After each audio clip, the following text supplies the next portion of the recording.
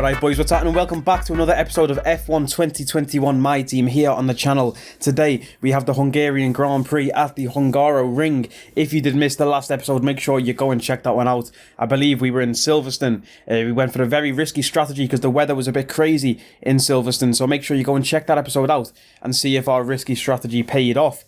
Make sure you hit like on this video and subscribe if you are new to the channel. And without further ado, let's get into the episode. I'm just showing you right now, boys, the development of the car. We are fully maxed out on our aero department and our chassis department. We have 2 upgrades left in the powertrain department, and then we are fully maxed out there as well, minus the supplier upgrades. And we have quite a few reliability upgrades left. But that is it for this current spec level of our facilities. We need to get to spec level 3 if we do want to upgrade our car any further in the R&D tree. We are currently top of the R&D tree. We currently have Nico Rosberg still in our second seat, who is 96 rated at the minute. We do want to go ahead and buy this pace upgrade for Nico in the personnel department, but it does cost 6 million, and I am concerned that the contract negotiation period is just around the corner. So we are going to save our money, and hopefully we'll be able to afford Nico's contract. Then by the time we've renewed his contract or gone for a different teammate, I don't know, we'll discuss that later. So by the time we go ahead and renew his contract, like I say, then we will be able to afford that pace upgrade also if we do have the cash. So getting into qualifying for the Hungarian Grand Prix, they call it Monaco without walls, and they call it that for a reason. You know what, you'll see once we do get into the race. Here we're just going to allow Nico to get past us. He was on a flying lap. We let Nico past before we start a flying lap ourselves. Even though I've just pulled over to the side, the tyres would have lost a bit of temperature. But somehow, surprisingly, this was our best lap of the qualifying session in Q1. Nico Rosberg, by the way, a man who has a lot of pace around the Hungaroring. In practice 1, he was P1 out of all the times on the score sheet.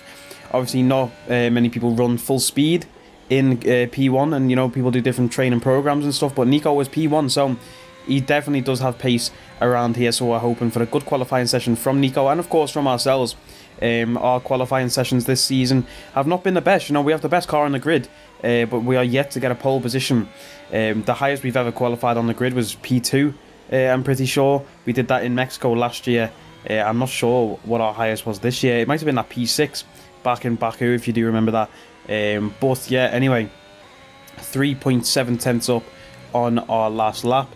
Bit dodgy coming through there, bit unsettled. We hit the curb on the entry to that corner, which unsettled the car a little coming around the last few corners. Now, nice apex there, nice exit, using as much of the track as possible as we come around the final hairpin-ish corner.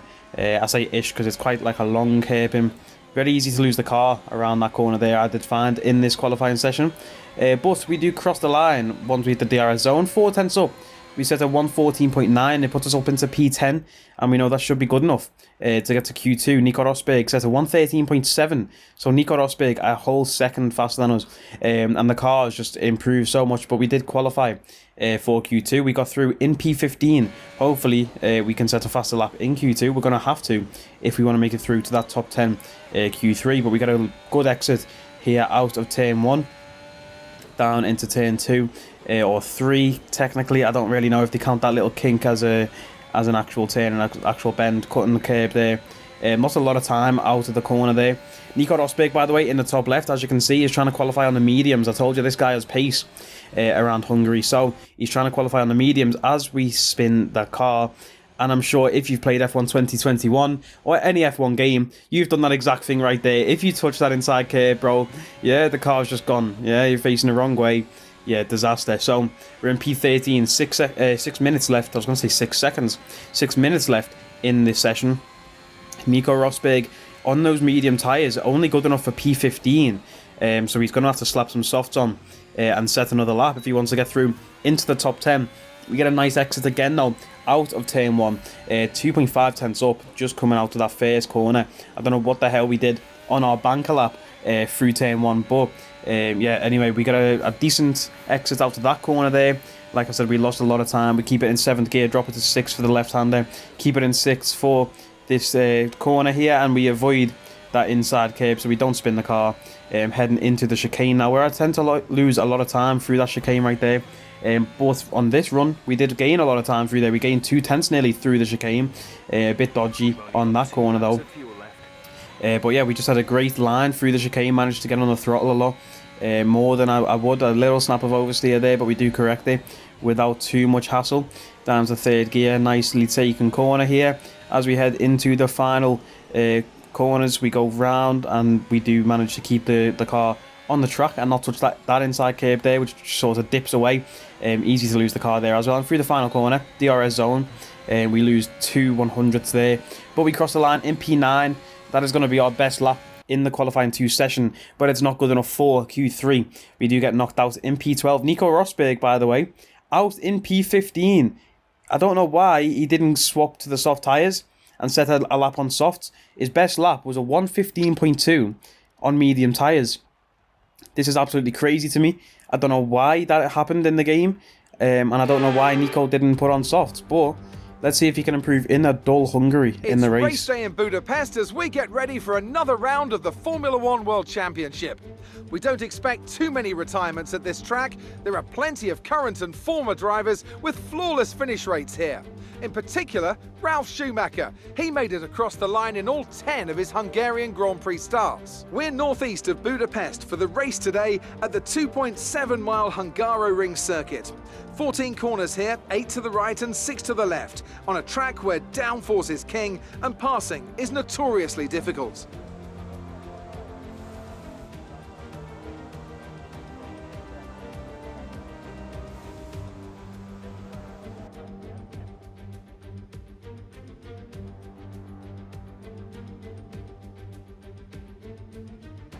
It's time to take a look at our starting grid for today's race.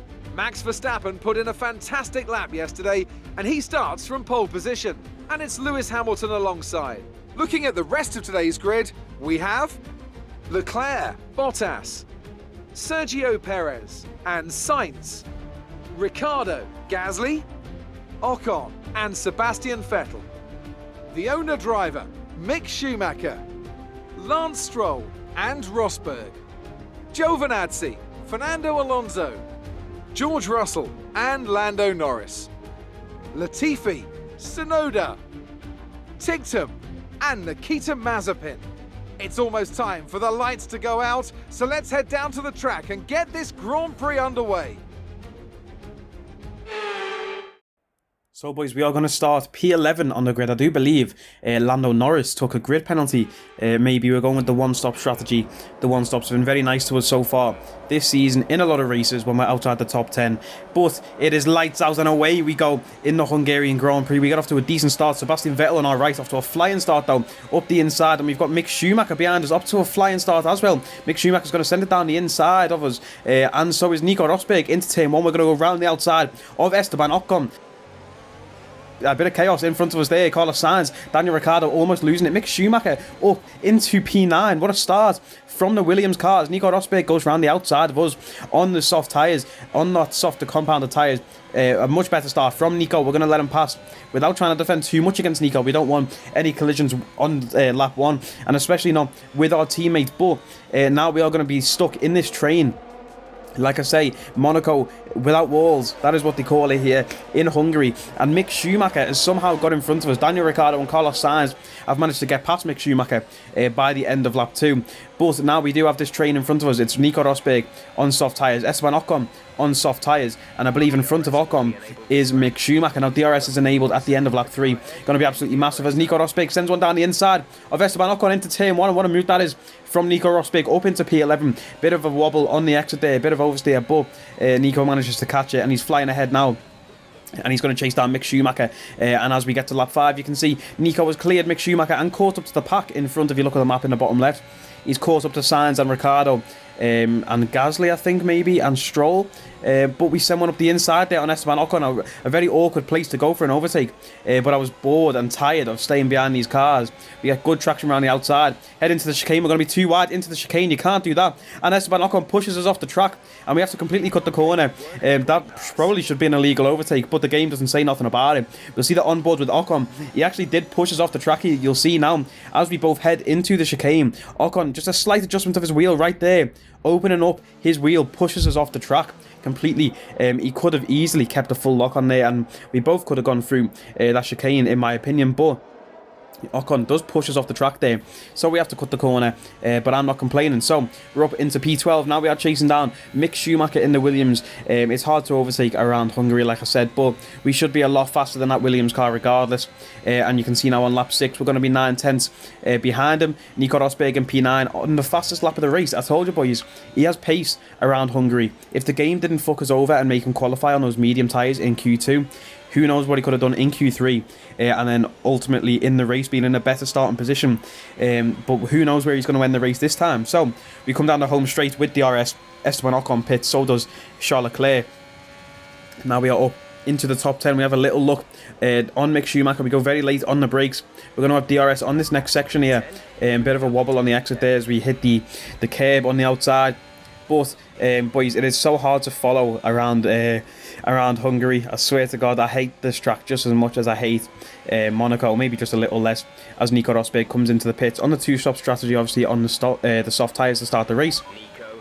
So we get DRS again, tuck into the slipstream. Pierre Gasly in the pits, Max Verstappen in the pits, looking like he's on a one-stop. He's coming out on hard tyres, and we're going to have a look down the inside of Mick Schumacher. It's late on the brakes from way downtown, but we managed to make the pass and get DRS down the next straight. So we make that pass on Mick Schumacher now. We are up into P6. Obviously, we are yet to box out. Carlos Sainz, the next car in front, 4.7 seconds ahead on soft tyres. We overtake a lot of people, the two-stop runners who have pit, and we are up into P2 with Sebastian Vettel up in P1. And now Esteban Ocon, the winner of this year's Hungarian Grand Prix. He's not going to win this one in the game because his car has exploded. You see the smoke out the back of the engine there.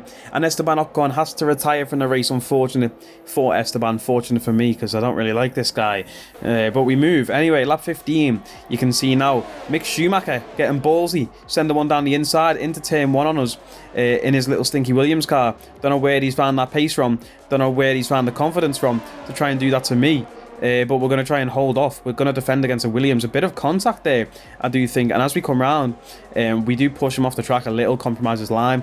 And that allows Fernando Alonso to pass Mick Schumacher, as well as Max Verstappen passing Mick Schumacher. I think this is a replay of that. We have a massive snap of oversteer through that corner there. I think these medium tyres were just falling off a little. We're approaching the pit window shortly, though. But a bad final 2 corners, and that allowed Schumacher, who was in DRS range, to catch up to us. And then you can see here as we send it into turn 1, he doesn't do a very good job, Mick, of trying to compromise our line out of turn 1, and then we're going to be wheel to wheel, and we know if we have the inside here, then we can definitely beat him in this corner. But yeah, just a very sloppy move there. We had a little bit of contact heading into turn 2, and yeah, just very sloppy from me, if you ask me. I underestimated how close Mick actually was, and then we had a little bit of contact. Lap 18 now, Max Verstappen is going to send one into turn 1, and Verstappen there trying to get his nose ahead. We get the better exit using some of our battery, some of our ERS. Can we have a repeat of what happened with Mick Schumacher? We're going to take the same line and push Max as far wide as possible, but we know it's only a matter of time, really. We've lost a few seconds on Sebastian Vettel. If you remember before, I said he was like 4 seconds ahead or 6 seconds ahead, and now he's 9 seconds ahead coming through some of the final corners here. Maybe a little bit of contact there, I think, with Max Verstappen. This will be the replay here, you'll see. I think Max actually did just send it into us a little on that corner there as Sebastian Vettel comes into the pits. We'll see the onboard with Max. He goes up the inside, and yeah, I don't know if that was me. Probably my fault, that one. A little bit of contact with Max, but I'm not too sure about that one. If it was too ambitious from Max to try and send it up the inside there, or if that was me, you know, not leaving him enough space up the inside. But we do come into the pits. Hopefully it can be a quick stop. It looks quite slow, but it's going to be 2.6 seconds. That's in the middle of the road. Pit stop, not too quick, not too slow. And let's see where we come out. We're going to come out behind Fernando Alonso. We're going to be in P10, but at least we are in the points. currently up from P11 on the starting grid. It's only one place, but we're in an awkward place right now. 1.4 seconds behind Fernando Alonso, 3.7 seconds ahead of Lance Stroll, 3.9 now as Daniel Ricciardo comes into the pits and Charles Leclerc comes into the pits. We do pass those two, we're up into P8 after passing those two stop runners. You can see now Sainz was on the one stop, I guess. Carlos Sainz started on the soft and he's gone onto the hards. I did not know soft hard was a strategy option, unless he's gone soft medium hard, which would be a very, very weird strategy from Carlos, unless he picked up some damage, something like that. But speaking of Ferrari, as my man Nico Rosberg comes into the pits, Charles Leclerc is going to send one down the outside into turn 1, and this is how you compromise someone's line coming out of turn 1. You're going to see us try and push Charles as wide as possible. We're going to be wheel to wheel heading down into turn 2. This is going to be some great camera work here as we come round the corner. Who's going to be in front of wheel to wheel yet again and again through the next corner. It looks like we're just ahead coming through that corner there, kicking up some dust in the rear view mirror, and yeah, we do manage to stay ahead of Charles Leclerc just about, who is on fresher, softer tyres, or he's on the mediums, but they are fresher compared to us. He's only just came out the pits a few laps ago, and lap 23 of 35, he's going to try and send one again down the outside with the RS open, and I think there might have been a bit of contact there, you know. I think we might have made, I think Charles Leclerc's front wing might have just kissed our rear tyre, because you can see lap 23 now, Charles Leclerc does peel off into the box. He dropped 4 seconds on us on that lap, and he peels off into the pits. Daniel Ricciardo currently with the fastest lap of the race, but you can see here as we check the race director, Charles Leclerc has swapped from medium to hard tyres, and he got a change of front wing. Stinker from Charles Leclerc. Lap 31 of 35, Daniel Ricciardo is going to try and send one now as we battle wheel to wheel, side by side, from this in the same place where we were just battling Charles Leclerc. We're going to stay ahead yet again. Here's the onboard of that battle there. Great racing from me and Daniel. Great racing from me and Charles until you know, his front wing went. Probably would have overtaken us, so it's probably a good job that Charles did crash into the back of us, because he probably definitely would have overtaken us. Bit wobbly there coming through, but we managed to stay ahead of Ricciardo. We're going to send, he's going to send one up the inside.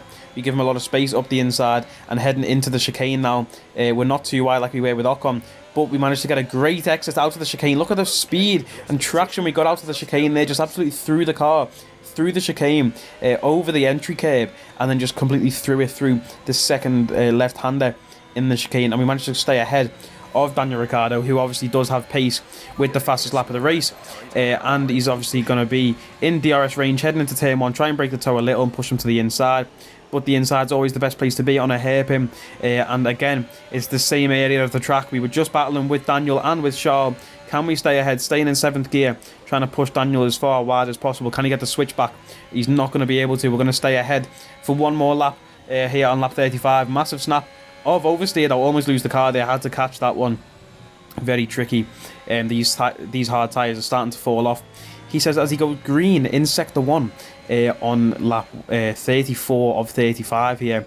Maybe a bit of life coming into these hard tyres on the final few laps. We're managing to just defend against Daniel. Absolutely no chance of catching Fernando Alonso. Alonso was only 1.7 seconds ahead of us when we came out of the pits. But then that gap just kept growing, and now we focus on the defence of this P8 position, and we are going to try and defend against Daniel. Only one lap left now, heading into turn 1. The best overtaking opportunity in Hungary probably is turn 1, and we're going to be ahead going into turn 1, so that's a very good sign for us. Like I mentioned a million times this video already, it's Monaco without walls, bro. Like, you can't really overtake. It's very tricky, and Nico Rosberg on the final lap of the race takes the fastest lap of the race. 1 minute 16 Nico put in there. That's 2 seconds faster than our fastest lap, but I don't even know where Nico is on the grid, on the pits, not the pits, bro, what am I saying, on the circuit. But we crossed the line 1.5 tenths ahead of Daniel Ricciardo behind us.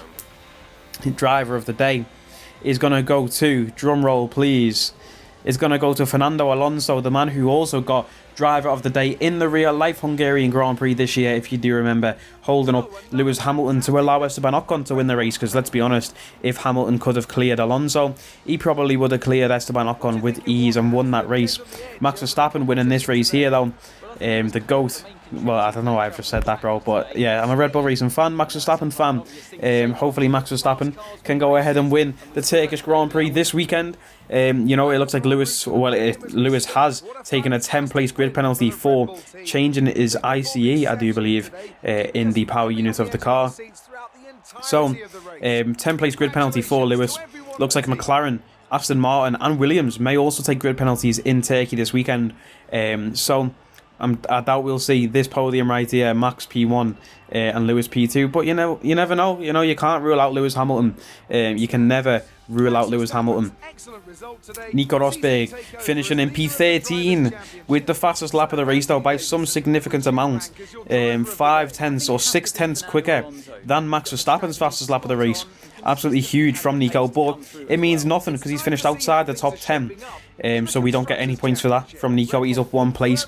Like I say, boys, he had unreal pace. If he just made a qualifying lap in Q2 on soft tyres, no doubt he would have made Q3, and no doubt he might have been able to stick it on the front row. He had unreal pace this weekend. Just got shafted by that strategy choice in Q2. Very bizarre, and I don't know why he didn't set that lap. But Max Verstappen overtakes us now in the driver's standings, and Mercedes overtake us in the constructor's standings after that 2-3 here in Hungary. We really need Nico to start scoring some points. Our brake upgrade has failed, so we're going to have to go and restart that. We reached the halfway point in the season now.